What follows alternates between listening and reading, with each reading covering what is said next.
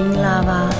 ကျမတို့သုတေသနစာတမ်းတွေအတွက် graph တွေပုံတွေဆွဲတဲ့အခါမှာအယောင်တွေလှလှပပထွက်ဖို့တဲ့လူတိုင်းတွေ့နိုင်ဖို့ကမြင်နိုင်ဖို့ကအရေးကြီးပါတယ်ကမ္ဘာပေါ်မှာရှိတဲ့အမျိုးသား12ယောက်မှာ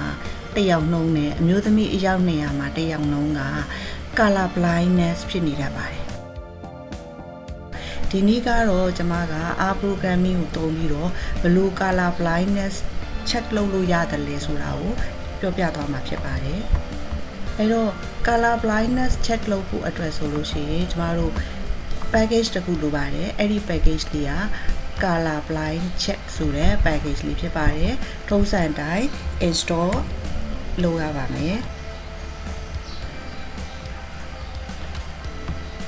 install လုပ်ပြီးသွားပြီဆိုရင်တော့သူ့ကို library ကနေပြီးတော့ခေါ်လိုက်ပါကျမကဒီ histogram လေးတစ်ခုဆွဲထားတယ်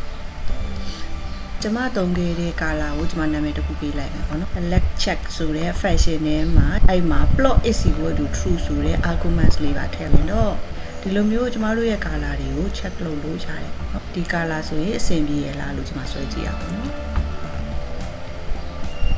ကျမအခုဆွဲထားတဲ့ heat map ကိုလည်းပဲ check လုပ်လို့ရပါတယ်ဒီလိုလေးပေါ့